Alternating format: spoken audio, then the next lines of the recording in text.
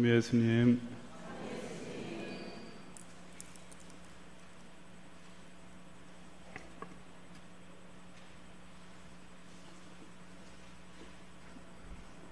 네, 일주가 금세 오네요. 예. 지난 시간에 저희가 그 공부한 내용 기억하시죠? 예. 말로만. 지난 시간에 그 하느님과의 대화라는 주제로 우리가 어떻게 그 하느님과 끊임없이 대화를 하는가, 이것은 초기 그리스도인들부터 그 오늘의 그리스도인들까지의 모든 그리스도인들의 이 화두라고 말씀드렸습니다.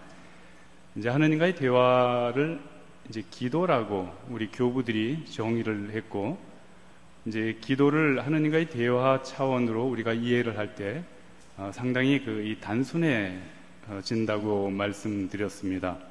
예, 대화는 들음과 응답으로 돼 있다고 말씀드렸죠. 그래서 대화는 먼저 상대방의 말을 듣고 그 들은 말에 이렇게 응답하는 것이라고 할 수 있습니다.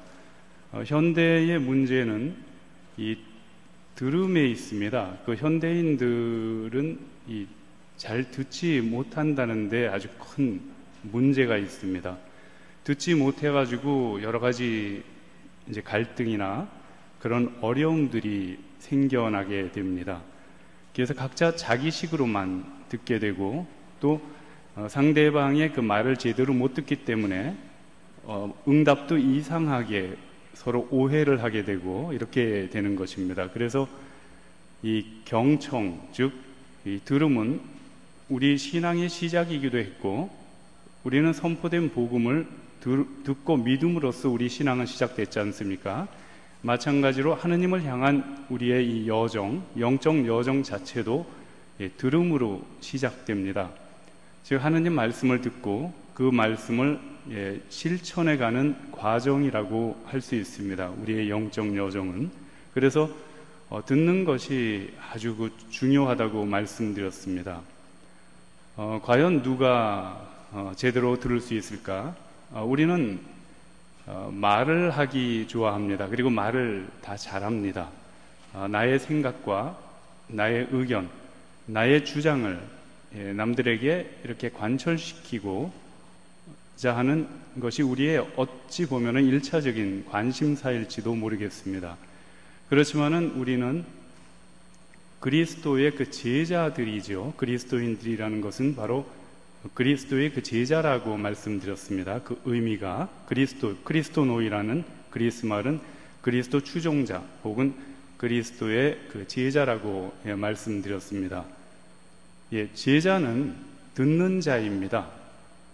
제자는 가르치는 자가 아니라 제자는 듣는 자입니다. 우리가 진정 참된 그리스도인으로, 즉 그리스도의 참된 제자가 된다는 것은 우리는 늘 우리 마음을 열고 우리는 듣는 자가 되어야 합니다. 우리는 듣고 들은 바를 실천하는 사람들입니다. 즉 하느님 말씀을 경청하고 그 말씀을 우리 일상 안에서 이렇게 실천하는 사람들입니다. 이것이 그리스도인들입니다. 하느님 말씀의 핵심에는 사랑이 있다 그랬습니다. 결국 우리 제자 그리스도인들이 해야 될 바는 바로 이 사랑 실천이라고 할 수 있습니다. 사랑을 실천하는 이 길은 바로 우리가 다시 하느님께 되돌아가는, 우리를 하느님께 다시 되돌아가게 해주는 유일무이한 이 수단인, 즉 무기라고도 할 수 있는데요, 이 순종, 순종의 길과 마찬가지입니다. 순종은 말을 듣는 것이라 그랬지 않습니까? 말을 듣고 들은 것을 실천함으로써 순종은 완성이 된다 그랬습니다. 그래서 순종 역시 들음과 응답으로 되어 있다고 말씀드렸습니다. 그래서 결국 이 순종의 길은 사랑 실천의 길이라고 말씀드렸습니다. 우리는 그리스도교는 사랑의 종교라 그랬죠. 사랑으로 인해서 그리스도교가 생겨났고, 또 그리스도교는 사랑을 먹고 성장하는 종교입니다. 그리고 궁극적으로 사랑의 완성을 향해서 나아가는 종교인데, 우리가 사랑의 길로 나아가면 나아갈수록 사랑 자체이신 그 하느님과 하나가 되는 것입니다. 하느님께 나아가는 것이라고 할 수 있습니다. 이런 의미에서 이 모든 것에, 우리의 모든 그 영성생활이나 모든 영적 가르침의 핵심에는 바로 이 사랑 하나가 남습니다. 이 사랑만이 가장 마지막 말mad이라고 할 수 있습니다. 우리 바오로 사도의 고린토 1서 기억하죠? 13장. 마지막 남는 것이 사랑이라고 말씀하십니다. 그래서 우리는 지난 시간에 하느님과의 이 참된 지속적인 대화, 즉 기도, 이것을 어떻게 실천할 수 있는가, 그 역사 안에서 우리는 그런 과정들을 좀 보았습니다. 우리 선조들은 이 이상을 실현하기 위해서 나름대로 많은 노력을 했다 그랬습니다. 그래서 여러 가지 이 방법들을 고안했다 그랬습니다. 그래서 어떤 사람들은 너무 극단적으로 이렇게 치우치게 됐고, 그렇지만 사막으로 들어간 4세기 이집트 사막으로 들어간 열심한 그리스도인들 안에서 생겨난 이제 방법 중에 하나가 바로 이제 그 멜레테 수행이라는 것이 있습니다. 즉 멜레테는 성경의 어떤 한 구절이나 한 단어를 기억에 저장해 놨다가 계속해서 되새김질하는 되새김 수행이라고 할 수 있습니다.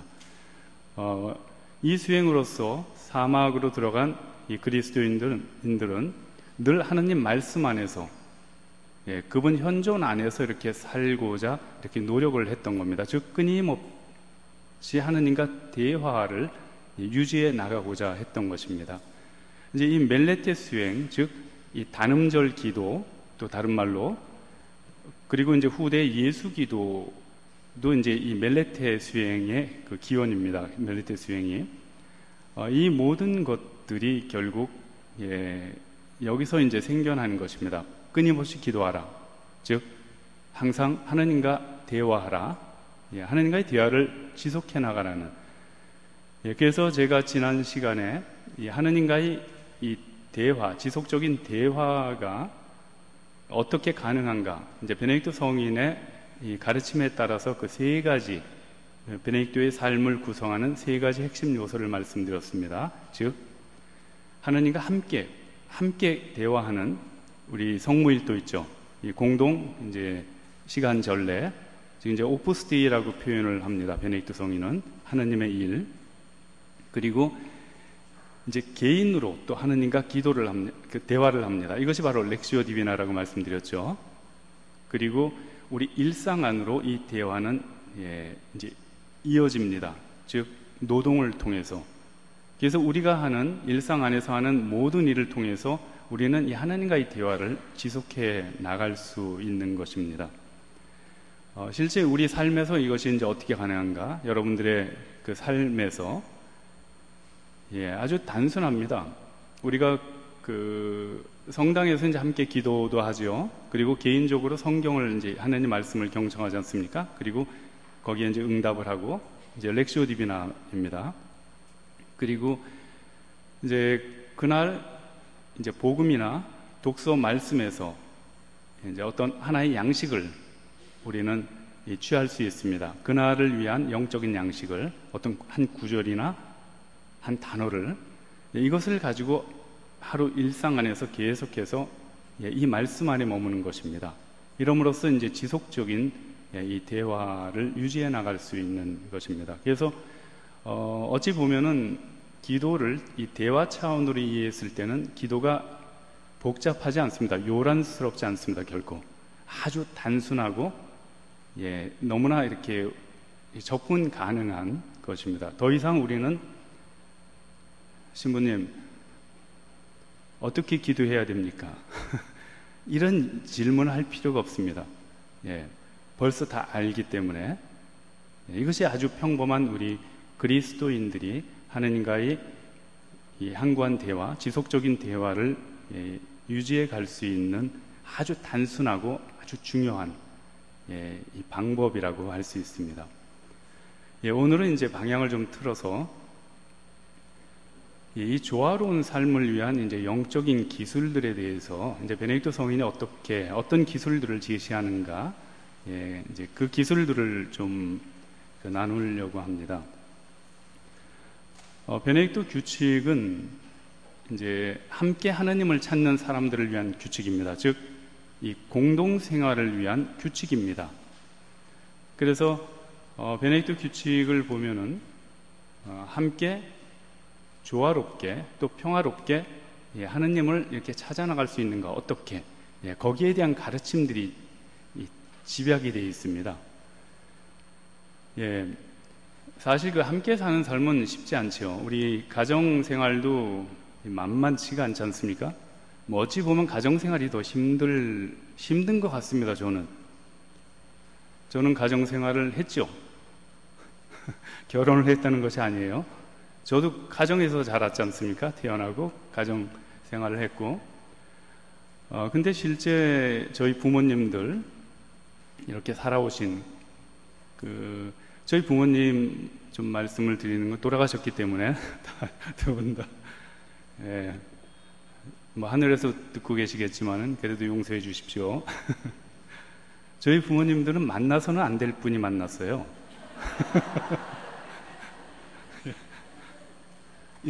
두 분 성격이나 성향이나 모든 것이 180도로 다른 분이었습니다. 그런데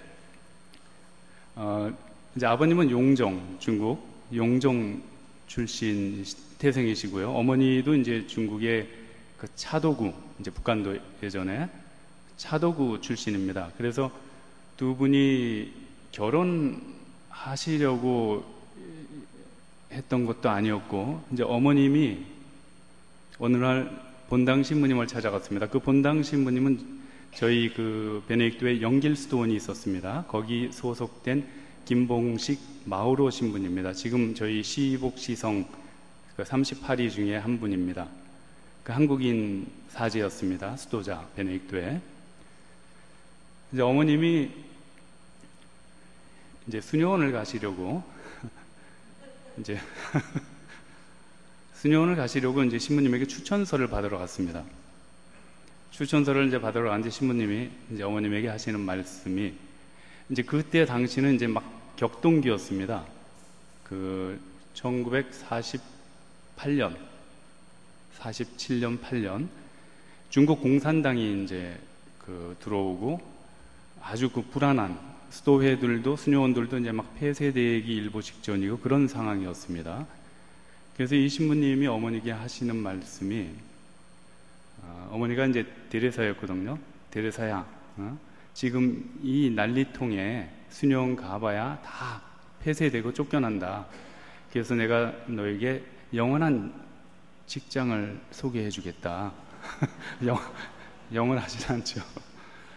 그래서 어머니는 이제 어리둥절하셔가지고, 그래서 이제 그 신부님이 소개해 주신 분이 저희 아버님이었습니다. 그래가지고 어떻게 얼떨결에 두 분이 결혼을 하시게 됐고, 이제 너무 이제 이 성격이 이제 안 맞으셨죠.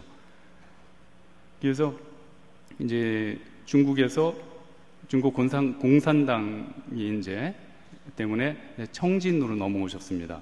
북한 청진에서 이제 청진시에서 다시 자리 잡고 사시다가 이제 1.4부 때 다시 또 이 월남을 하게 된 건, 피난을 오시게 된 겁니다. 그런데 그 격동의 시간을 다 부부가, 또 저희 큰형님이 이제 청진에서 났거든요. 그리고 큰 누님은 어머니 배에 있었고 1.4부 때 피난 올 때, 그래서 거제도에서 나시고, 그 격동의 그 과정을 거치면서 이 가족이 헤어지지 않고 이렇게 내려온 가족은 저희 가족, 물론 다른 가족도 좀 있겠죠. 그렇게 많지가 않습니다. 그렇게 맞지 않은 분이, 만나서는 안 될 분들이 그렇게 그런 어려운 과정을 다 함께 이렇게 오신 겁니다. 그래서 지금의 그 장충동 2가 있죠. 거기에 이제 정착을 하셨습니다. 그래서 저희 밑으로 넷을 이제 거기서 다 놨습니다. 지금 그 집에. 근데 저희 부모님이 1997년에 금혼식을 지내셨습니다. 저희는 자라오면서 항상 신비였습니다. 왜 두 분이 이렇게 만났는데, 6.25도 있었고, 아주 격동기가 있었는데 헤어지지도 않고, 이렇게 금혼식까지. 그리고 이제 어머님은 2004년도에 먼저 이제 별세하시고, 아버님은 2011년도, 7년 후에 이렇게 별세하셨는데, 제가 이제 저희 부모님들 이렇게 쭉 생활해 오신 과정을 보니까, 야, 결혼해야 되겠나? 예. 물론 이제 저는 막내로서 이제 결혼해서 이제 평범한 삶을 살고자 했습니다. 어려서부터 평범한 삶. 아버지가 되고자 했었습니다. 넌 이 다음에 커서 뭐가 되고 싶냐? 그러면 아버지요. 그랬어요, 제가. 그래서 어른들은 그거는 네가 되기 싫어 다 되는 거란다. 그거 말고 그거 있잖냐? 저는 아버지가 되는 게 그냥 희망이었습니다. 평범하기 때문에. 그리고 부모님하고 이제 같이 이제 살려고 다 이렇게 약조까지 다 하고 하다가 제가 이제 배신을 때렸죠. 어느 날 갑자기 하느님이 저를 완전히 제 삶을 180도로 이렇게 바꿔 놓으신 겁니다. 저도 상상도 못했고 누구도. 어쨌든 이렇게 저희 부모님들 살아오신 그 과정을 보니까 제가 무엇을 느끼게 됐냐면은 이것이 이렇게 함께 하는 삶이구나. 그러니까 미움도 사랑도 애증이 이제 미운정 고운정이 다 드는 겁니다. 그러면서 서로 자신을 내어놓는 이 훈련을 하게 되고 또 자신의 모가 또 깎이고 양보하고 포기하고 그래서 저는 수도원에 들어와서도 항상 이 가정 생활을 하는 분들을 상당히 좀 이렇게 제가 높게 보고 있습니다. 저희는 철이 없잖아요. 그죠? 수도자들은. 그래 보이지 않습니까? 철이 없어요. 그래서 수도원에 입회한 그 나이 있죠. 거기서 멎는다 그래요. 이제 혼자 살다 보니까 처자식이 없잖아요. 그러니까 무슨 그런 어려움을 보통 사람들이 거치는 그런 과정을 겪지 않으니까 철이 없어요. 잘못되면은 그야말로 철부지 어린애 같아요. 순수한 어린애가 아니라 이기적인. 어쨌든 이 가정생활이라는 것은 그렇게 만만하지 않지만은 가정생활을 이렇게 이 부부들을 보면은 어려움이 왜 없겠습니까? 다른 인격이고 이 다름에서 오는 그런 어려움들이 상당히 이건 장난이 아니거든요. 근데 그리고 어디 피할 공간도 없지 않습니까? 이제 수도 공동체는 이제 수십 명이 함께 살아가다 보니까 이 인간하고 안 맞으면 저 인간하고 또 이렇게 이 숨을 공간도 있고 한데 가정은 단 둘이란 말이에요, 부부가. 그래서 참 저는 존경스럽고 아주 위대하게 봅니다. 이런 과정을 신앙 안에서 이렇게 극복해 나가는 이런 모습들을 보면은 아주 진짜 이 감동스러울 정도입니다. 그 많은 어려움들, 고뇌, 갈등 이런 많은 어려움에도 불구하고 그래도 신앙 안에서 이것을 승화시켜 나가고 인내하고 이렇게 살아가시는 그런 모습들이 너무나 진짜 존경스럽기까지 합니다. 실제 함께 사는 삶은 그렇게 만만치가 않습니다. 저희 이제 수도 공동체 역시 마찬가지입니다. 한번 상상을 해볼 수 있습니다. 한 10명, 20명, 30명, 40명, 50명, 60명, 100명 넘어가잖아요. 10인 10색, 100인 100색이죠. 진짜 힘듭니다. 생활을 하면 할수록 이 함께 사는 생활은, 공동생활은 너무너무 힘든 걸 느낍니다. 제가 이 나이에 더 어렵습니다. 젊었을 때는 공동생활이 아주 우스웠습니다. 이게 뭐가 힘들어? 예, 이제 앞만 보고 달려왔기 때문에. 근데 이제 나이가 들면 들수록 이래서 이 만만한 삶이 아니구나, 이런 거를 이제 느끼게 됩니다. 베네딕토 성인 역시 이 수도 규칙서를 보면은요, 이 함께 사는 생활이 얼마나 힘든지 이렇게 묻어납니다. 이제 심지어 어떤 표현까지 쓰냐면은, 형제들은 이제 순수하게 사랑하라고 이제 합니다. 형제적 사랑을 이제 강조하지만은, 서로의 그 약함, 결점을 지극한 인내로 참아 견디라 그럽니다. 최상급을 씁니다. 지극한. 예, 서로가 이 다름, 차이, 이것은 우리를 너무나 힘들게 합니다. 나를, 다르다는 그 자체가.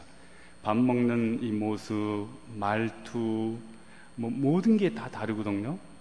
예, 이것을 이제 받아들여가는 이 과정인데, 이 과정이 이제 부단한 자기 자신과의 이 싸움이고, 자기를 내려놓지 않으면 너무너무 진짜 그 지옥입니다. 어떤 분들은 그러죠.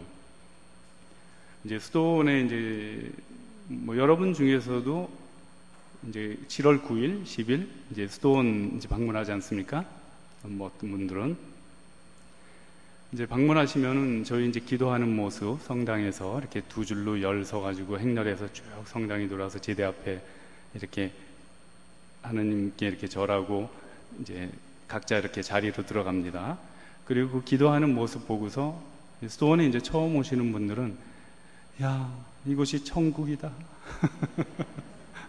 이곳에서 살면 얼마나 좋을까? 예, 한번 살아보십시오. 예, 천당과 지옥이 공존합니다. 예, 천당에서 지옥을 왔다 갔다 합니다. 이것이 너무나 평범하고 자연스러운 우리 인간 공동체입니다. 그래서 우리가 이렇게 함께 살면서 우리는 지옥 체험도 하고 또 천당 체험도 하는 것입니다. 이제 어떻게 우리가 어떤 영적 기술들을 습득해서 적절히 사용하느냐에 따라서 외부에서 다가오는 이런 어떤 이 자극들, 이제 이런 것이 걸림돌도 되고 디딤돌도 될 수 있습니다. 이제 디트리히트 보네퍼라는 개신교 신학자 있죠. 그 유명한 디트리히트 보네퍼는 이 공동생활을 한 분은 아니지만 아주 짧은 공동생활 체험을 이제 한 다음에 이런 말을 했습니다. 각자의 이상을 포기하지 않으면 참된 공동생활은 불가능하다. 우리 자신이 각자가 다 이상이 있죠. 자기 길이 있습니다. 자기가 바라보는 목표가 있고, 함께 이렇게 살기 위해서는 그 각자의 이상을 어느 정도 이렇게 내려놔야 되는 것을 전제합니다. 그래서 이 공동의 이상, 공유 비전, 소위 말하면은 이것을 추구하는 것이 이제 이 공동생활이죠. 상당히 깊은 이 짧은 공동생활 체험이었지만은 아주 깊은 통찰력이 아닐 수 없습니다. 각자의 이상을 포기하지 않으면 참된 공동생활은 불가능하다. 결국 우리가 배우는 것은, 함께 살면서 배우는 것은 이 다름을 인정하고 그 다름을 받아들이는 이 과정이라고 할 수 있습니다. 이 과정은 지난한 과정이고 만만한 과정이 아닙니다. 이제 이 과정이 어떻게 가능한가? 베네딕토 성인은 함께 조화롭게 살기 위한 이 영적 기술을 여러 가지 말씀하시는데 아주 대표적인 그 4가지가 있습니다. 첫째는 상호 공경입니다. 형제들은 서로 공경하라 그럽니다. 우리가 흔히 공경은 그 아랫사람이 아래에서 위로 올라가는 것이라고 하죠. 공경하다. 그리고 사랑은 내리사랑이라 그러죠. 위에서 아래로. 근데 베네딕토 규칙을 보면은, 베네딕토 성인은 공경도 사랑도 상호적입니다. 장상은 형제들을 사랑하지만은 형제들도 자기 장상을, 아빠스를 사랑하라 그럽니다. 공경도 공동체 모두가 서로 상호 공경하라고 이렇게 얘기합니다. 이 공경과 사랑은 그렇게 쉬운 것은 아니지만은 우리가 서로에 대한 어떤 이 존중, 공경심이 없다면은 참된 사랑도 불가능합니다. 이 사랑과 공경은 긴밀히 연결이 되어 있습니다. 우리가 누구를 사랑할 때 우리는 그 사람을 공경하고 존중하게 되는 것입니다. 그리고 누구를 공경할 때 그것은 사랑의 표현이라고 할 수 있습니다. 그래서 공경과 이 사랑은 아주 상호적입니다. 현대 우리의 문제, 함께 사는 데 있어서 이제 우리가 이렇게 느끼는 어려움 중에 하나는 그 무시 있죠. 무시당했다고 느끼는 거, 무례한 그런 어떤 행동을 봤을 때 예의가 없는 이런 것이 상당히 우리를 걸려 넘어지게 합니다, 실제. 근데 우리가 얼마나 무의식 중에 우리 말이나 행동이나 표정으로 이런 어떤 무례한 이런 것들을 드러내는지 우리는 이제 돌아볼 필요가 있습니다.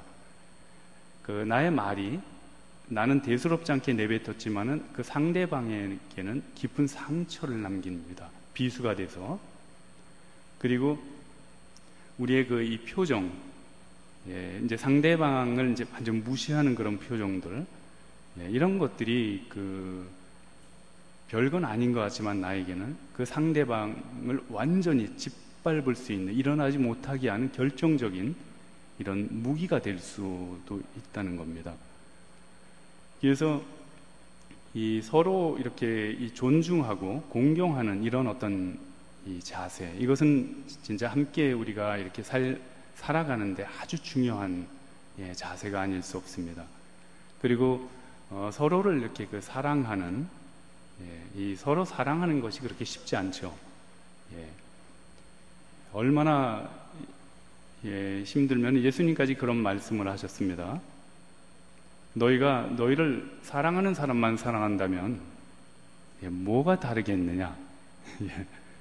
근데 우리는 나를 인정해주고 나를 좋아하는 사람, 나를 사랑하는 사람만 사랑하지 않습니까? 이것은 너무나 한계 지어진 좁은 사랑이라는 겁니다. 사랑은 조건이 없다 그럽니다. 사랑은 계산이 없다 그럽니다. 이런 사랑을 우리는 서로에게 보여주라는 것입니다. 그리고 이제 세 번째 도구는 이제 상호 순종입니다. 우리가 지난 시간에 봤었죠. 이 순종, 베네딕토 성인은 순종을 어떻게 이제 말씀하고 계시냐면은 이제 5장에서 이제 순종의 전통적인 개념을 이제 말씀하셨다 그랬죠. 이제 하느님이 장상을 통해서 당신 명령을 내린다. 그러면은 이제 아랫사람은 장상의 명령을 하느님의 명령으로 이렇게 이건 수직적인 차원입니다. 아주 전통적인 순종 개념입니다. 이것은 그렇게 어렵지 않습니다. 우리가 받아들이기는. 그렇지만은 여기서 이제 베네딕토 성인은 수평적인 순종으로 나갔다 그랬습니다. 그게 이제 71장에서 얘기를 합니다. 형제들은 서로 순종할 것이다. 이 제목입니다. 71장이. 상호 순종을 이제 얘기하시는데 순종이 이제 수평적으로 나가는 겁니다. 이것은 좀 이해하기가 그렇게 쉽지가 않습니다. 내가 어떻게 윗사람에게는 순종하지만은 또 내 장상에게는 순종할 수 있지만은 어떻게 내 이 동료나 심지어 후배에게 순종할 수 있는가? 이거 우리의 상식을 좀 벗어나는 겁니다. 근데 베네딕토 성인은 이 상호 순종을 강조하시는데 우리가 상호 순종을 어떻게 그럼 이해할 수 있는가? 상호 순종이 무엇인가? 이렇게 이해할 수 있습니다. 순종의 개념 있죠. 여기서 적용해 볼 수 있습니다. 순종은 무엇으로 시작된다 그랬습니까?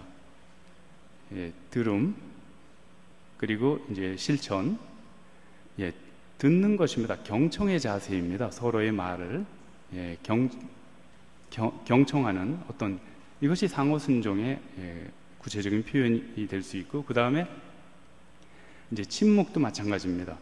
상대방이 얘기할 때 진짜 이 침묵, 중에 이 경청하는 이런 자세, 그리고 실천의 문제, 들은 것을 이제 실천하는, 이것의 핵심은 이제 그 애덕 실천입니다. 예, 서로 이렇게 그 애덕을 실천하는 이런 것들이 어찌 보면은 예, 상호 순종의 구체적인 적용이라고 할 수 있습니다. 예, 장상도 형제들에게 순종하라 그럽니다. 예, 아주 특별한 이 가르침입니다. 그 누구도 이런 얘기를 하지 않죠. 예, 순종은 밑에 사는 뿐만 아니라 또 형제들 상호뿐만 아니라 장상 역시 형제들에게 순종하라고 해요. 바로 이런 것입니다. 장상도 아랫사람들의 말을 경청해야 되는 것입니다. 예, 자기 혼자 독단적으로 어떤 것을 결정하고 공동체를 이끌어가고, 이것은 아주 위험한 것이죠. 우리 단체나 국가도 마찬가지죠. 그래서 항상 이렇게 열려있는 열린 마음으로 사람들의 이 소리에 귀를 기울이는 이런 자세, 이것이 함께 사는 이 공동생활의 아주 중요한 이 영적 기술 중에 그 하나라고 할 수 있습니다. 예, 그 다음에 뭐죠?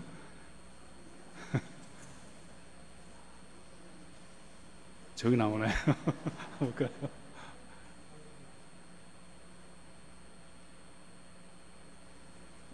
예. 그 다음에 이제 그 상호 봉사입니다. 예, 형제들은 서로 봉사하라고 합니다. 베네딕토 성인은 그 주간 식탁 봉사자들, 예, 거기서 이제 이런 얘기를 합니다. 먼저 모든 형제는 서로 봉사할 것이다. 예, 이 서로 이렇게 상호 봉사를 이제 강조합니다. 근데 어찌 보면은 상호 봉사는 상호 공경, 상호 뭐죠? 상호 사랑, 예, 상호 순종의 결과입니다. 예, 우리가 누구를 공경하고 사랑하고 서로 순종할 때 서로 봉사하게 되는 것이요, 자연스럽게. 이런 어떤 그 네 가지 이제 영적 기술들, 이제 이런 기술들을 우리가 활용한다면 얼마나 좋겠습니까? 그렇지만 이 기술 하나하나가 너무나 현실적으로 너무나 힘든 것들입니다. 어떻게 우리가 서로를 모든 일을 공경할 수가 있겠습니까? 만만한 것이 아니죠. 서로 순종한다는 것도 보통 일이 아닙니다. 또 사랑,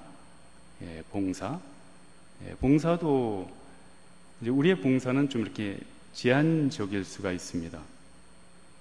저놈 꼴 보기 싫어.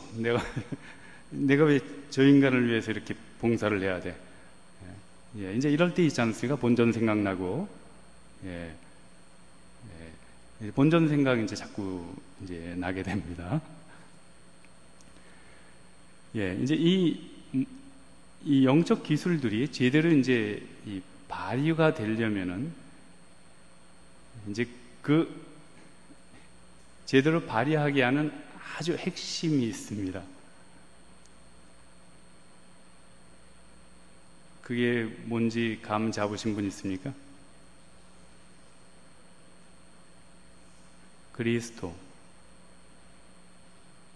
그리스도는 공동체 구성 원리이자 공동체 일치의 원리입니다.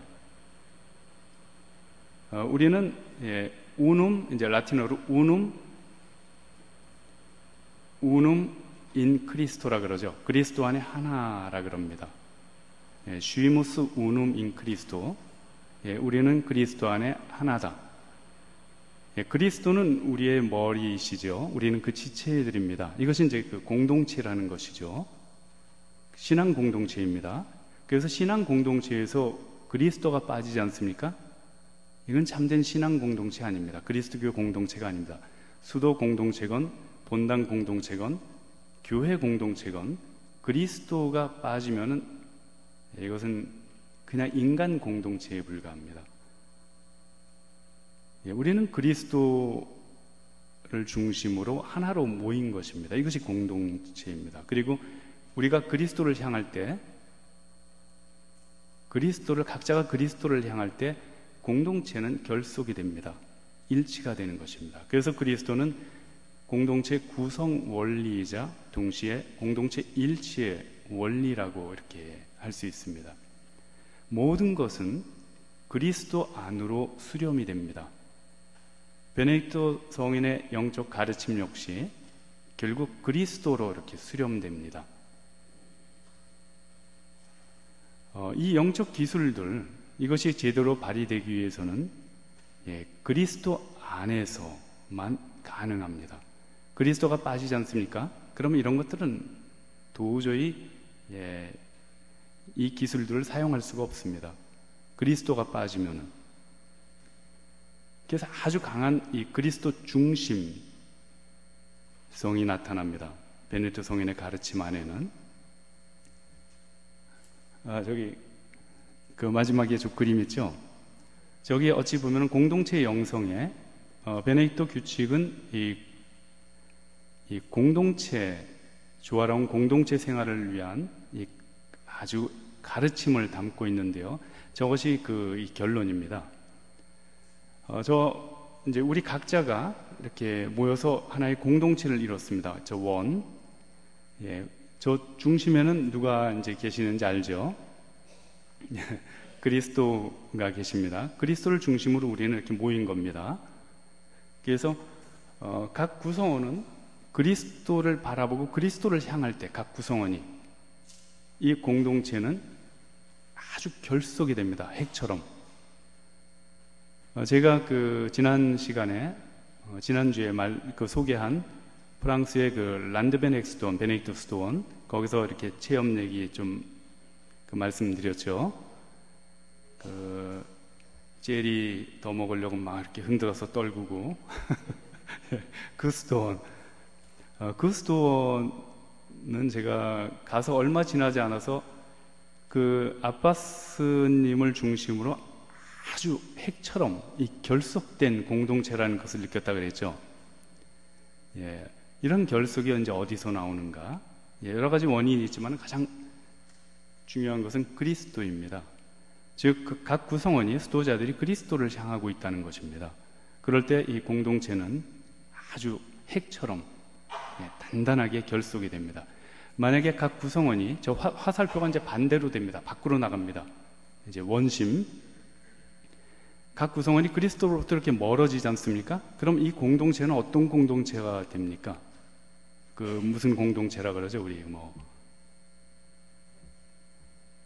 그런 표현이 있잖아요. 제 입으로는 잘 안 하는 표현이에요. 엉망진창인 공동체 있잖아요. 결속력도 없고, 모래알 집단, 또 다른 표현. 세자, 무슨 가루인데? 제 입으로는 잘 이건 안 쓰거든요. 그래서 이렇게 유도를 해요. 그 가루, 집안이 되는 거예요. 각자가 함께 살지만은 기숙사처럼 그냥 밥 먹고 같이 먹고 그냥 자고 아무 결속력도 없는, 친교도 없고, 내 식구라는, 내 형제라는 이런 어떤 공동체 의식도 없이 지팔 지가 흔들면서 살아가는 그런 공동체죠. 이제 개인주의, 공동생활 안에 있을 수 있는 아주 개인주의, 이기주의, 세속주의, 이제 이런 것들이 다 그리스도로부터 이렇게 우리를 멀어지게 하는 것입니다. 그래서 저게 이제 저 그림이 베네딕토 성인의 공동체 영성의 그 핵심이라고 할 수 있습니다. 그래서 결국 우리가 그리스도를 향할 때 삶에 왜 힘들지 않겠습니까? 삶을 살다가 여러 가지 어려움들이 있죠. 이 다름에서 오는, 또 자신의 한계에서 오는 여러 고뇌도 있고 실패와 좌절도 우리는 경험을 합니다. 그럼에도 불구하고 우리가 일어서서 다시 나아갈 수 있는 것은 이런 갈등과 이 다툼, 때로는 이제 이런 것에도 불구하고 갈 수 있는 것은 바로 그리스도를 바라볼 때 우리는 우리의 모든 이러한 갈등과 어려움은 용해되는 것입니다. 그리고 그리스도를 바라볼 때 그리스도 때문에 우리는 사람들을, 상대방을 공경할 수밖에 없습니다. 무례하게 대할 수가 없습니다. 왜? 우리 각자는 하느님이 창조하신 하느님의 모상으로 창조된 고귀한 인격이기 때문에 그렇습니다. 그래서 내 안에만 그리스도가 있는 것이 현존하는 것이 아니라 다른 사람들 안에도 그리스도께서 현존하신다는 것을 우리가 믿는다면 감히 사람들을 대할 때 그렇게 무례하게 막 대할 수 없는 것입니다. 여기서 공경심이 나오는 것이죠. 사물도 마찬가지입니다. 자연도 마찬가지입니다. 하나님의 피조물로서 하나님의 손길이, 사랑이 담긴 이 피조물로 생각할 때 우리는 자연을 훼손할 수가 없습니다. 환경운동 거창한 것이 아닙니다. 아주 단순한 겁니다. 하나님의 피조물입니다. 그래서 이제 이런 말이 있습니다. 저희 베네딕토 성인은 규칙서 머리말 맨 마지막 절에서 이런 말씀을 하십니다.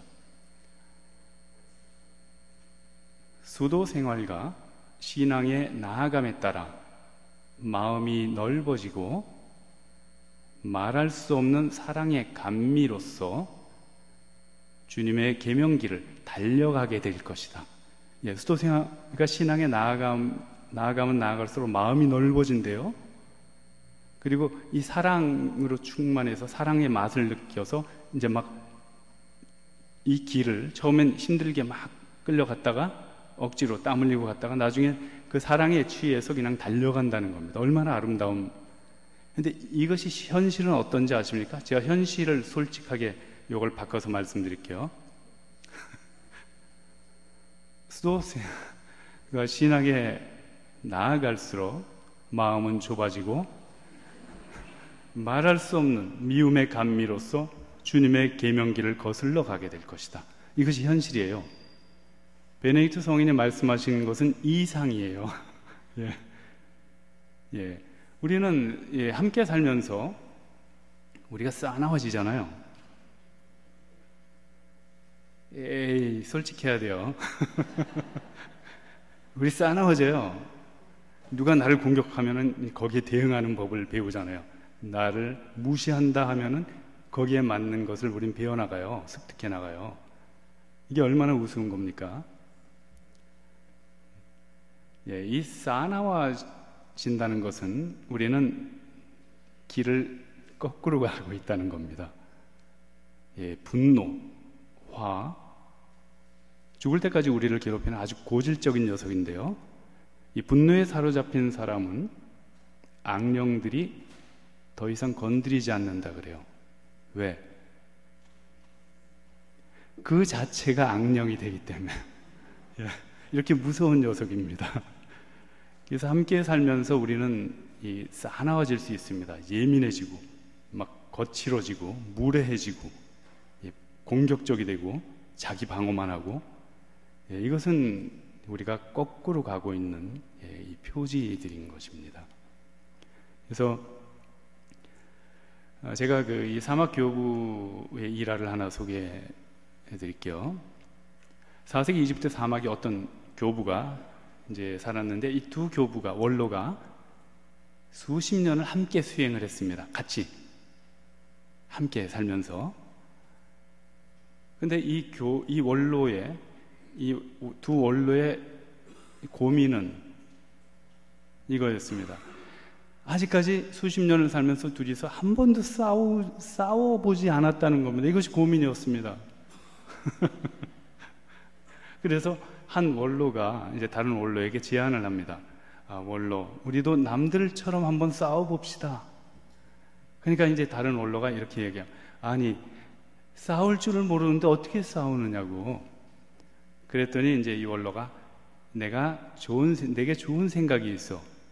내가 당신과 나 사이에 벽돌 한 장을 놓겠어. 그러면은 당신이 먼저 이건 내 거요 하시오. 그러면 나는 아니요, 이건 내 거요 하겠어. 그럼 당신이 다시 아니요, 이건 내 거요. 이러다 보면 우리 사이에 싸움이 일어날 것이 아니요. 좋은 생각이군요. 그래서 벽돌을 하나 딱 놨습니다. 한 원로가 이건 내 거요 했습니다. 그 이제 다른 원로가 아니요, 이건 내 거요 했어요. 그러니까 이 원로가 그게 당신 것이라면 가져가죠. 그래서 결국 싸움을 못했다는, 이게 얼마나 아름다운 일화입니까? 우리가 만약에 이렇게 싸움의 기술을 모른다면은 얼마나 아름답겠습니까? 우리가 사는 이 공동체나 이 가정은. 하여튼 우리가 배워야 될 것은 이 싸움의 기술이 아니라 이 사랑의 기술이라고 할 수 있습니다. 잠시 쉬었다가 이어서 말씀드리겠습니다.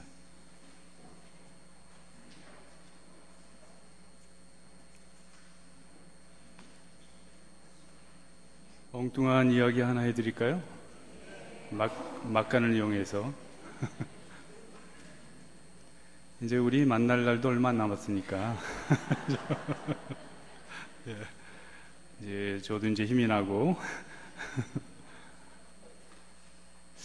근데 뭐 이런 말씀 드리면은 파장인데, 보통 그 군대 얘기하면은 이제 파장이라 그러잖아요. 군대 얘기하면 어떤 술자석에서 남자들. 제 군대 얘기 하나 해드리려고요. 제 경험담, 좀 엉뚱한 경험담인데요. 그 제목은 그냥 이렇게 그냥 말씀드릴게요. 땅콩의 추억. 땅콩과 관련된 이제 좀 쓴 추억입니다. 엉뚱한 추억이고, 제가 1983년도 이제 6월 18일에 이제 입대를 했습니다. 그래서 논산 훈련소에서 이제 4주 교육을 받고 자대 배치를 받았는데, 자대 배치 이제 기차 타고, 그때는 요즘은 어떤지 모르겠는데 예전에는 훈련소에서 이제 훈련 끝나면은 이제 기차에다 싣고 쭉 가면서 떨굽니다.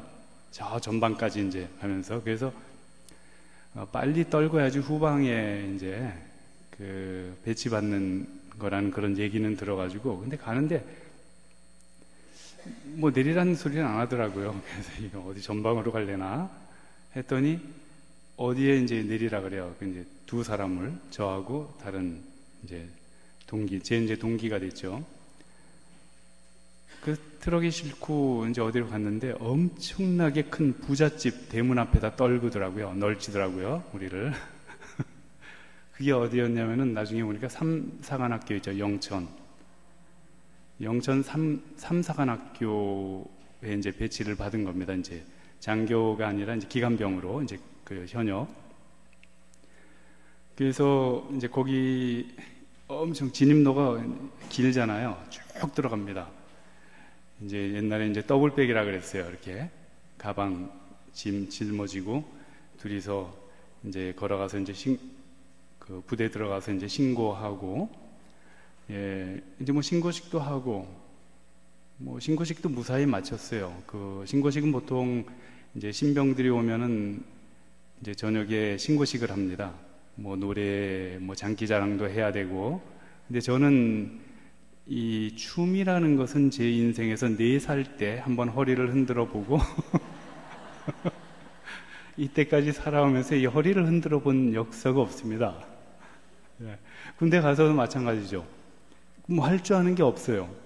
기껏해야 이제 노래. 그래서 저는 춤 잘 못 춥니다. 이제 그러니까 노래라도 하라고.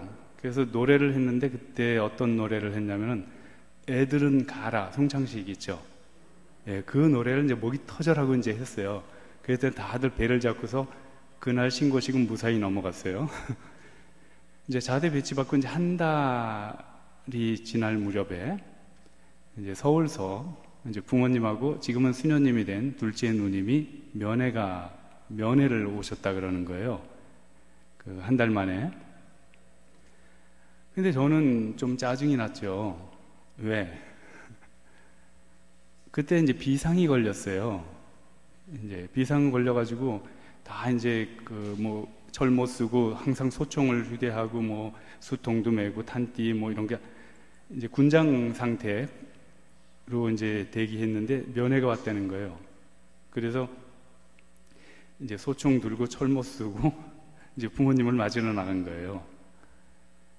그래서 이제 뭐 반갑지요. 반갑고, 근데 뭐 바리바리 이제 싸우셨어요. 그때만 해도 이제 바리바리 싸고 다녔잖아요. 또 얼마나 안쓰러웠겠어요. 훈련소 1년, 자대 1년이 아니라 한 달, 자대 한 달, 2달 만에 이제 이 철없는 이 막내를 보러 오신 거예요. 그래서 그늘에, 나무 밑 그늘에 적당한 곳에 자리를 잡고 이제 부모님이 싸가지고 오신 이제 양식들을 이제 먹어 제끼기 시작했죠. 목구멍 여기까지 넣을 수 있는 한은 다 넣었어요. 그래도 무엇이 많이 남은 거예요. 그래서 이제 헤어질 때가 됐는데 어머님이 이거 가져가가지고 같이 이렇게 먹으라고. 근데 저는 너무 그런 게 싫었어요. 어려서부터 창피해요. 그래서 뭐 들고 다니지도 않고 누구하고 나눠 먹는 것도 너무 창피해요. 이거 제가 욕심이 있어서 그런 건 아니고 부끄러워서. 그래서 이거 우리 부모님이 가져와서 이렇게 같이 먹으라고 이 말을 하기가 너무 싫었던 거예요. 부끄럽고. 그래서 가져올라가시라고 다. 그러니까 여기까지 가져왔는데 얘가 왜 이러냐 하면서 자꾸 이제 주시라고. 됐다고. 제가 또 고집이 있거든요. 됐다고, 안 가져간다고. 그러니까 이제 어머님이 이제 꾀를 내셨어요. 제가 이제 여기 물통, 이제 물통이 있는 걸 보고, 얘야, 그 물통 한번 잊어봐라. 이건 왜요? 하니까, 그때 땅콩을 가져오셨는데요. 이만한 한 봉지에. 제가 땅콩을 좋아했었나 봐요. 기억도 안 나는데. 이거를 여기 그러면 이 수통에다 이렇게 담고 네가 부끄러우면 이거 네 동기들하고 가서 먹으면 어떻겠냐 그래요. 그 제안은 조금 괜찮더라고요. 다 그냥 보내버리긴 너무 아까웠고, 근데 어머니가 그런 기발한 아이디어를 내신 거예요. 그래서 그거 괜찮네요 하면서 그 수통에다가 그 땅콩을 이렇게 담으니까 한 봉지가 다 들어가요. 저 그렇게 용량이 큰 줄 몰랐어요. 그래서 저는 이제 기분이 좋았죠. 좋고 땅콩 뚜껑 닫고 이제 여기다 차고서 이제 부대로 작별 인사하고 부대로 돌아왔어요. 돌아왔는데 이제 군대에서는 이제 점호라는 게 있어요. 아침에 일어나서 점호, 잠자기 전에 점호 하는데 이 점호 시간이 너무너무 괴로운 시간이에요. 요즘 군대는 그렇진 않겠지만은 점호하면은 이제 네모반에 이제 양쪽으로 침상이 쭉 있어요. 그러면 그 침상 끝에 다들 부동자세로 이렇게 서 있어야 돼요. 그리고 이제 어떤 검사를 해요. 뭐 소총을 검사한다든지 무슨 이렇게 관물대 검사를 한다든지 그날 이제 일찍 사관이 들어와서 오늘은 무슨 검사한다고 이제 해요. 근데 그날 이제 아주 이쁘게 잘 서 있는데 갑자기 이제 일찍 사관이 딱 내후반으로 들어와서 오늘은 수통 검사를 한다.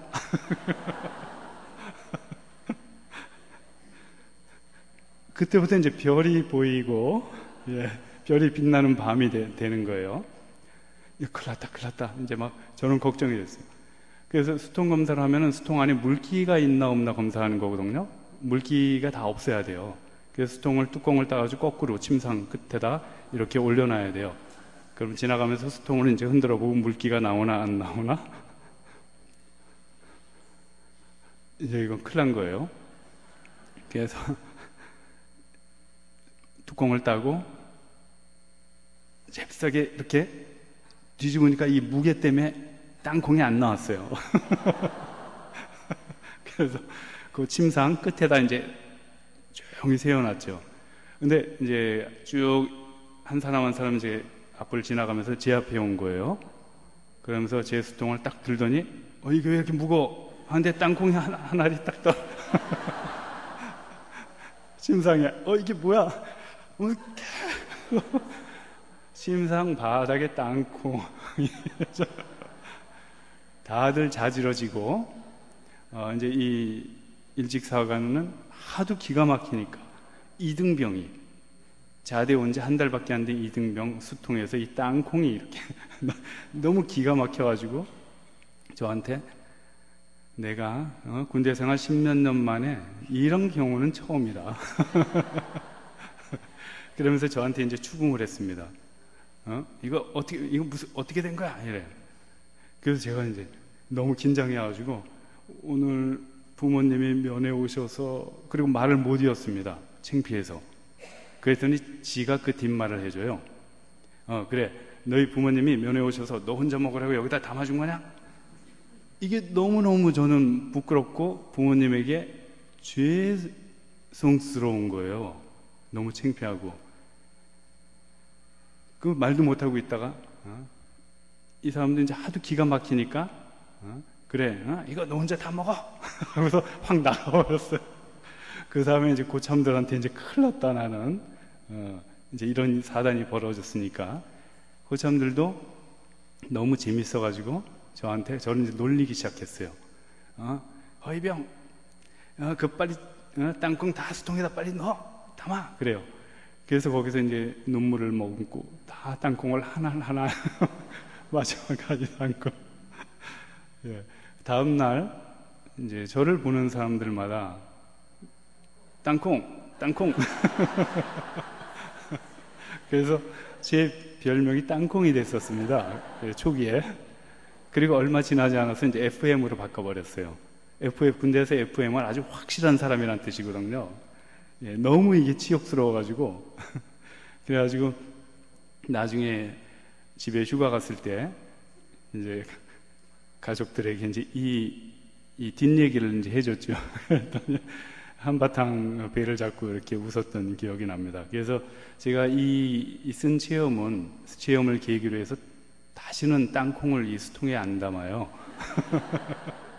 그리고 이 나눠 먹는 거를 이제 부끄러워하지 말자. 그래서 얻은 교훈이 있다니까요. 예. 이제 썰렁하죠. 제가 또 하나 화순스톤 제가 좀 얘기를 드렸었나요? 제가 얘기 드렸죠. 전라남도 화순군 춘향면 석정리 61-1번지에 살았거든요.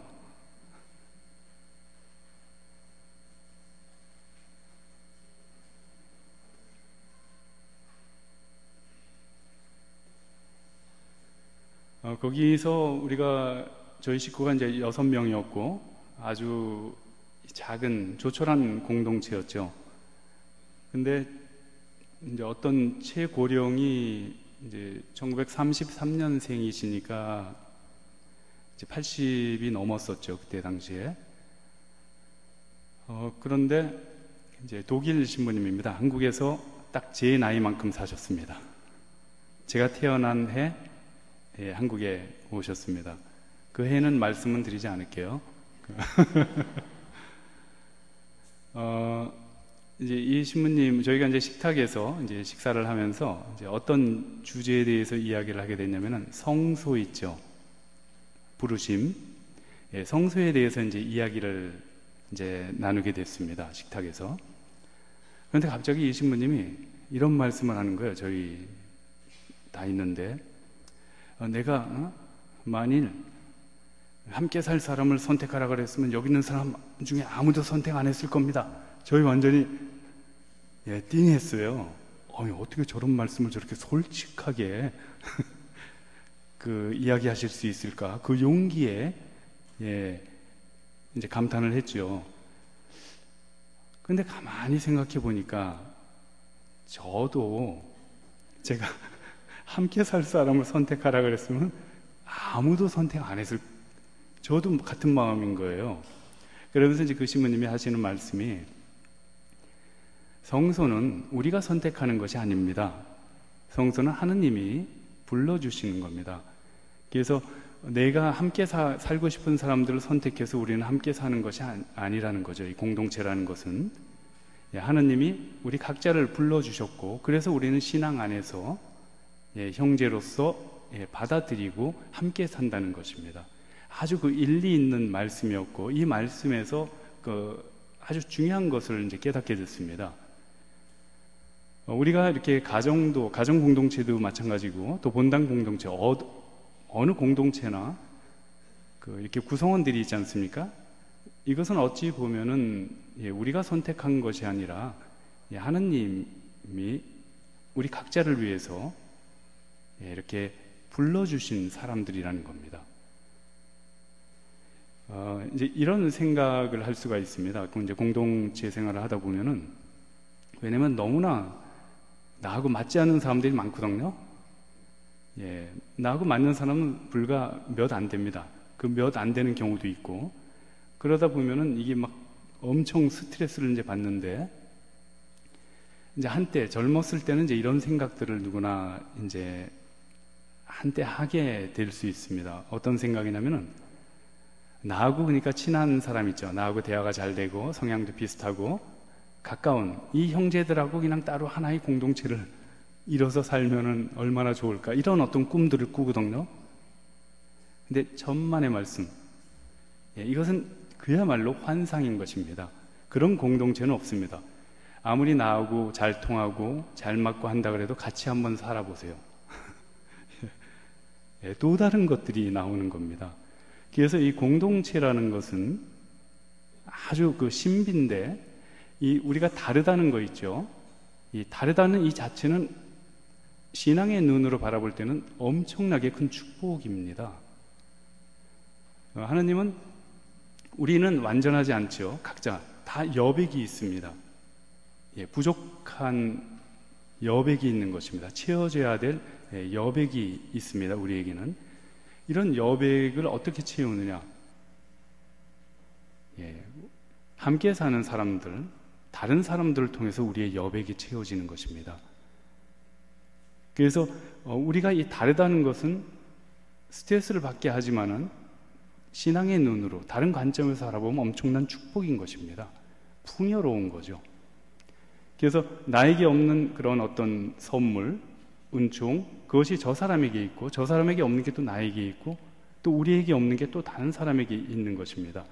이제 이것을 통해서 하나님은 우리를 채워주시기 위해서 이 사람들을 이렇게 불러주셨다는, 우리가 이런 어떤 생각을 가진다면은 많은 것이 다르게 보입니다. 가정에서도 얼마나 다릅니까? 그렇지만은 선물로 우리가 바라볼 때, 우리 모두는 선물이죠. 하느님의 선물입니다. 고귀한 선물입니다. 서로가 우리를 서로를 바라볼 때, 이런 하느님의 선물들로 바라볼 때, 여기서 우리는 무례해질 수가 없습니다. 서로를 존중하게 되고, 서로를 사랑하려고 노력을 하게 될 것입니다. 안토니우스, 사막의 안토니우스라는 이제 성인이 있었습니다. 어찌 보면은 그리스도교 수도 생활의 이제 시조라고 할 수 있습니다. 이분은 이집트 분이었는데, 안토니우스 성인이 죽고 아타나시우스 대주교가 이제 안토니우스의 생애를 이제 저술하죠. 그 유명한 고전입니다. 우리 그리스도인들의 유명한 고전이라고 할 수 있습니다. 안토니우스의 생애는. 이 안토니우스의 생애에 이런 표현을 합니다. 이 아타나시우스 대주교가, 안토니우스는 어떤 사람에게서 자기에게 없는 덕이 있다는 소문을 듣자마자 그 사람에게로 달려갔다 그럽니다. 달려가서 그 사람의 덕을 자기 것으로 만들지 않고는 절대 자기 암자로 되돌아오지 않았다 그럽니다. 여기서 이제 아타나시우스 대주교가 이제 쓰는 그 멋진 표현이 있습니다. 이제 아페 사피엔테라고, 지혜로운 꿀벌처럼, 마치 안토니우스는 지혜로운 꿀벌처럼 각 사람에게 있는 이 덕을 채취하러 다니는 겁니다. 꿀벌이 어떤 하나의 꽃에서 꿀을 채취하지 않지 않습니까? 꿀벌이 여러 꽃에서 채취하듯이 우리 역시 지혜로운 꿀벌처럼 각 사람에게 고유한 그 덕을 우리 것으로 만드는 것입니다. 이것이 이제 바로 우리가 함께 사는 데서 얻을 수 있는 그런 이점인 것입니다. 공동생활에서. 그래서 함께 사는 사람들은 나의 걸림돌이 아니라 왜 태어났니? 왜 태어났니? 이렇게 부르짖을 것이 아니라 언제 지구를 떠날 거니? 하나님도 무심하시지? 왜 아직까지 죄를 죄 갈 때가 된 것 같은데요. 이제 더 이상 이제 이럴 것이 아니라 다르게 이제 바라보는 것입니다. 근데 이렇게 바라보는 것은 그렇게 쉬운 것은 아니지만은, 그렇지만 우리가 신앙인이라는 것은 이 바라보는 관점을 바꾸는 겁니다. 어떤 인간적인 눈, 세속적인 어떤 관점에서 바라보는 것이 아니라 우리는 신앙의 관점에서 사물과 사건을 이렇게 바라보는 것입니다. 이런 노력이 있어야 됩니다. 그래야만이 우리는 참된 그리스도인으로 우리의 품위를 잃지 않게 될 것입니다. 운전을 하다가 우리 다 경험이 있죠. 운전을 하면 우리 다른 잠재된 또 다른 본성이 이렇게 살아난다 그러잖아요. 상당히 점잖은 사람이었는데 운전할 때 보니까 완전히 이상한 사람, 다른 모습이 보이는 겁니다. 우리 그러죠. 운전하다가 누가 갑자기 새치기를 하지 않습니까? 그럼 우리 반응이 어떻습니까? 아, 급한가 보구나. 여기 계신 분 중에 누가 과연 그러겠습니까? 또 가다가 누가 앞에서 급브레이크를 밟았습니다. 그래서 당황해가지고 저도 이제 급브레이크를 밟았는데 이거 완전히 앞차를 받을 상황입니다. 너무 갑작스럽게 밟아가지고. 그래서 이제 다 포기하고 이제 운명에 맡기고 이제 어쨌든 브레이크를 밟고 하는데 막 이제 차가 이제 다가가다가 1cm 남겨놓고 섰습니다. 이때 우리 뭐 합니까? 솔직하게 말씀해 보십시오. 이제 신앙인은 주님 감사합니다. 저에게 새로운 생명을 허락하셨네요. 주님 이제 잘 살아보겠습니다. 이것이 이제 이 신앙의 관점인 것입니다. 그래서 사물을 바라볼 때 어떤 관점으로 우리가 바라보느냐에 따라서 엄청나게 이렇게 차이가 있는 것입니다. 왜 나에게 이런 걸 왜 이게 아니라 하나님은 나에게 이것이 해롭기 때문에 다른 식으로 나를 이끌어 가실 것이다. 가시고 있구나. 이것을 믿는 겁니다. 제가 이 동선에 대해서 말씀드렸죠. 하나님의 동선. 분명히 그것은 제 경험으로 볼 때는 맞습니다. 그분이 이끌어 가시는 길은 당신 선으로 이끌어 가신다는 것.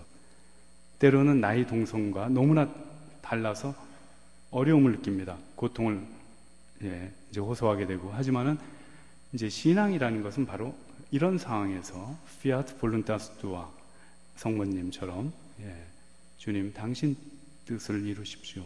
저를 통해서. 얼마나 멋집니까? 그리고 우리가 이렇게 함께 사는 과정에서 사람들로 인해서 우리는 사나워지고 이렇게 화가 나고 거칠어지고 무례해지고 할 수 있는데 어찌 보면 우리가 가는 이 여정 있지 않습니까? 하나님에게 나아가는 이 여정, 즉 사랑의 길, 사랑 자체이신 분께로 나아가는 이 여정은 어찌 보면 분노에서 온유로 나아가는 이 과정이라고 얘기합니다. 우리 교부들은. 그래서 우리 안에 있는 이 분노, 이것을 이제 우리가 자신과의 싸움, 자기 정화를 통해서 이런 분노에서 이제 온유한 모습으로, 온유의 대명사가 누구입니까? 예수님이라 그랬죠. 겸손과 온유. 우리는 바로 우리 제자들은 이 스승의 이런 인격을 닮아가는 사람이거든요. 그래서 이 온유로 나아가는 것, 이 관대함, 친절, 이것은 사랑의 구체적인 표현들입니다. 이제 사막에 포이멘이라는 교부가 있었습니다. 사막 교부 중에 한 분인데 아주 그 사랑받았던 교부입니다. 교부들 중에서도. 그래서 사막 교부들의 이제 금원이 상당히 이제 많이 있는데요. 그 중에서 많은 비중을 차지합니다. 포이멘 이 아빠의 이 금원은 이 뭐로 뛰어났냐면은 이 온유함. 그래서 그 당시에 많은 이 수도승들이나 다른 아빠들도 이 포이멘 아빠에게 와서 어떤 고민을 토로하고 또 위로를 받아가고 이랬습니다. 상당히 품이 넓었던 분인 것 같습니다. 어느 날 형제들이 포이멘 아빠를 찾아와서 이렇게 질문합니다. 뭐 인증샷을 원했던 것이죠. 확인사살.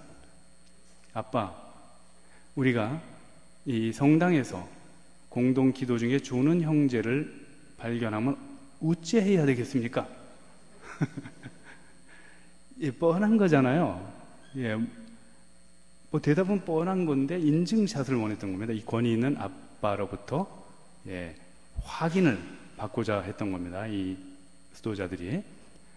포이멘 아빠의 대답이 뭐 어쨌을 것 같습니까? 여러분들 같으면 뭐라고 대답했겠습니까? 성당에서 하는 면전에서 감히 졸다니, 이렇게 불경스러운 게 어디 있습니까? 포이멘 아빠의 대답은, 만일 성당에서 어떤 형제가 기도하다가 조는 모습을 보게 되면 그 형제의 머리를 내 무릎에 대고 편히 쉬게 하겠소. 멋지죠? 가슴이 확 트이지 않습니까? 저만 트이는 것 같아요. 우리 이런 사람, 이 정도까지는 안 돼도 이런 사람이 돼야 됩니다. 이것이 그리스도인들이 돼야 됩니다. 그리스도인들은 사람들이 우리에게 와서 위로를 얻고 우리의 이 존재 자체, 우리의 모습 자체, 우리의 살아가는 이 바보스러운 삶의 모습 이 자체를 보고서 사람들이 뭔가를 느끼게 되고 어떤 위로를 받고 용기를 얻게 하는 것입니다. 이것이 복음화입니다. 이것이 참된 선교이고 가장 중요한 선교입니다. 우리의 삶과 우리의 인격을 통해서 우리는 이 복음이 기쁘다는 것을 증거해야 되는 것입니다. 여기로 우리는 불림을 받았습니다. 아무리 거창한 일을 한다 한들 거기에 이제 사랑이 없으면, 겸손과 온유가 없다면은 그 모든 것들은 참된 열매를 맺지 못하게 되는 것입니다. 또한 아빠가 있었는데요. 베사리온 아빠라고 있었습니다. 이 아빠는 이제 어땠냐면은 성당에서 잘못한 형제를 이제 단죄를 해서 파문을 합니다. 파문이라는 것은 이제 엑스코무니카시오, 라틴어 엑스 무엇무엇으로부터 코무니카시오, 이제 공동체 혹은 친교, 코무니온, 공동체의 친교로부터 친교 밖으로 쫓아내는 것입니다. 이것이 파문입니다. 잘못한 형제를 성당에서 쫓아냅니다. 밖으로. 근데 이 베사리온 아빠가 또 같이 따라 나갑니다. 그래서 형제들이 물었습니다. 아빠 어디 가십니까? 나도 죄인이요 하면서 같이 나갑니다. 우리는 너무나 익숙합니다. 판단하고 심판하는데 심판자의 역할을 합니다. 하느님의 역할을 우리는 대행합니다. 많은 경우에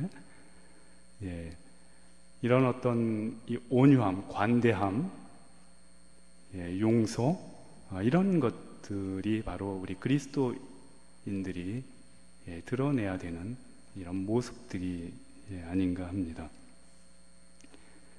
또 이제 사막 교부들의 얘기를 너무 많이 하죠. 괜찮죠? 이제 모세 아빠라고 있습니다. 모세 아빠는 이티오피아 출신이었는데요. 강도 대장이었습니다. 악명 높은, 그 당시에 엄청 악명 높은 강도 대장이었는데 회심을 해가지고 스토승이 됩니다. 그래서 유명한 아빠가 됩니다. 위대한. 어느 날 형제들이 이제 집회가 소집이 됐습니다. 어떤 잘못한 형제를 이제 심판하기 위해서 집회가 소집이 됐고, 모세 아빠를 초대합니다. 아빠, 당신께서도 좀 와주십시오, 이 집회에. 근데 모세 아빠는 가기 싫었습니다.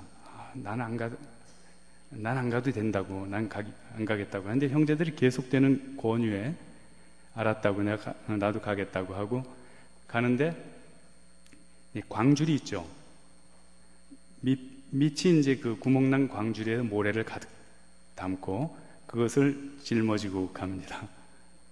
형제들이 멀리서 아빠가 이제 오는데 광줄이 뒤로 모래가 다 새고 있어요. 그래서 아빠 그게 뭡니까? 이렇게 물었더니 모세 아빠가 내 죄가 내 뒤로 줄줄이 새고 있는데 나는 한 형제를 지금 단죄하라고 하고 있어. 이래서 형제들이 거기서 큰 가마를 얻고 그 형제를 용서했다는 것입니다. 얼마나 멋집니까? 우리의 상식을 뛰어넘는 그런 행동이지만은 복음의 핵심에 가닿아 있습니다.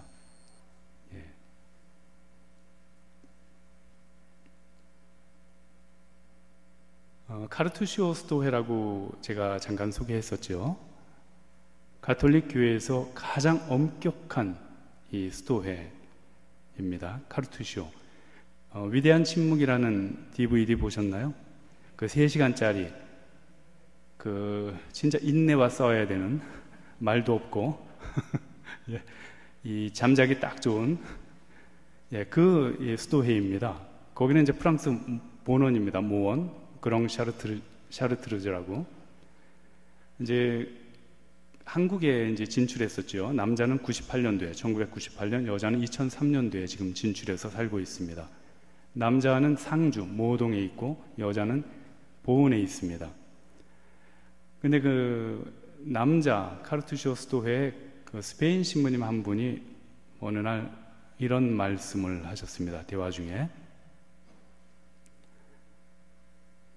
제가 영어로는 안 할게요. 알지만.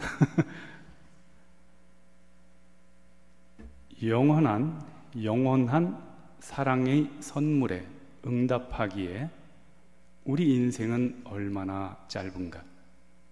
영원한 사랑의 선물에 응답하기에 우리 인생이 너무너무 짧다는 겁니다.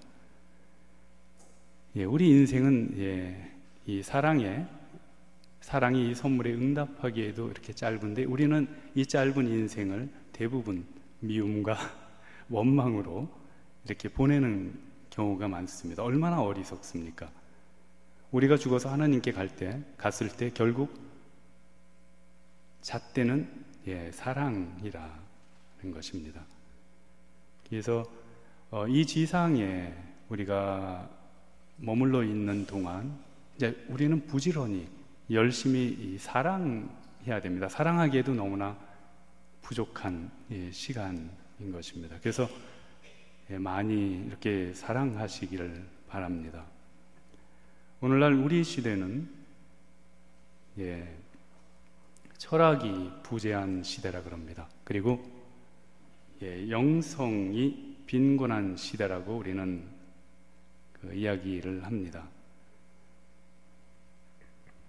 어찌 보면 오늘날 우리 교회가 안고 있는 큰 문제일 수도 있습니다.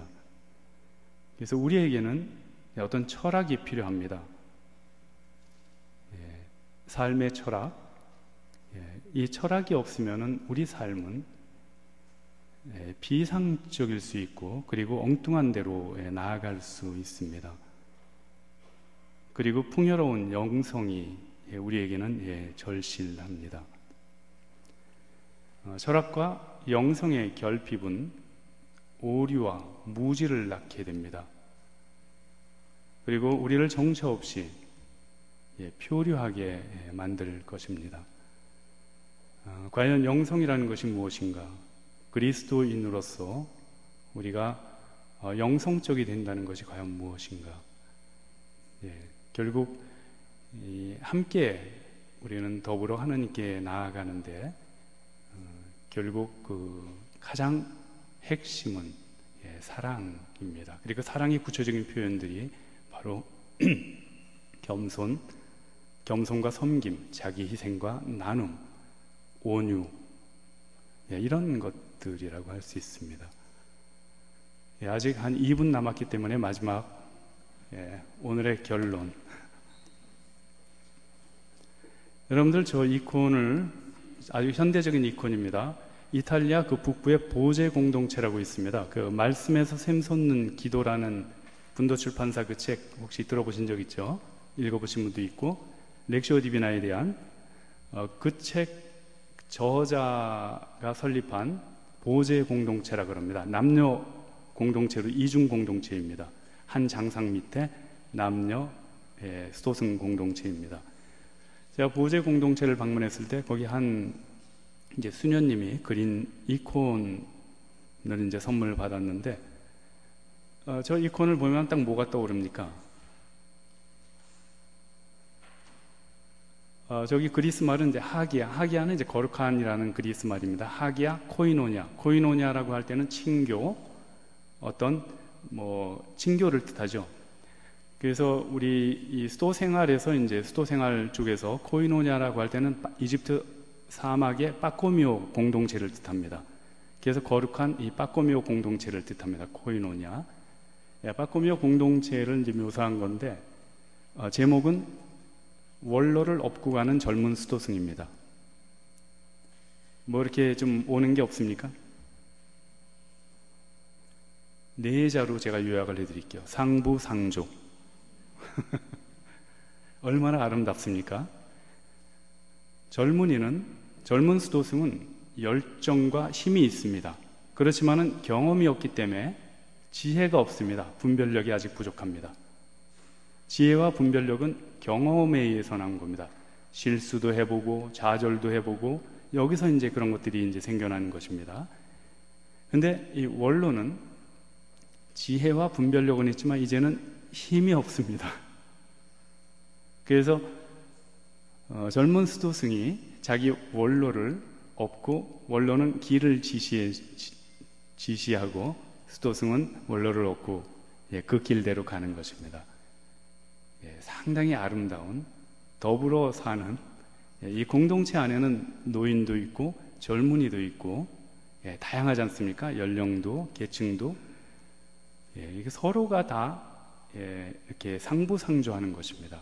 분명히 어떤 이유가 있습니다. 하나님이 이 사람을 보내주신 데는 어떤 이유가 있는 것입니다. 이런 것들을 우리가 이렇게 발견할 때 사람들은 더 이상 나의 걸림돌이 아니라 내가 딛고 하나님께 나아갈 수 있는 하나의 디딤돌로 작용할 것입니다. 그래서 우리 각자가 그리스도를 바라보고 그 어떤 상황에서도 그리스도를 바라보고 그리스도를 향할 때 우리의 모든 갈등이나 차이는 하나로 이렇게 용해가 될 것입니다. 이것이 베네딕토 성인을 통해 제가 정리한 공동체 영성이라고 할 수 있습니다. 그래서 함께 조화롭게 사는 이런 영적 기술들을 우리가 잘 이렇게 활용하실 수 있기를 바라겠습니다. 오늘 에그머니나 몇 분 지났어요. 용서해 주십시오. 이제 얼마 없잖아요.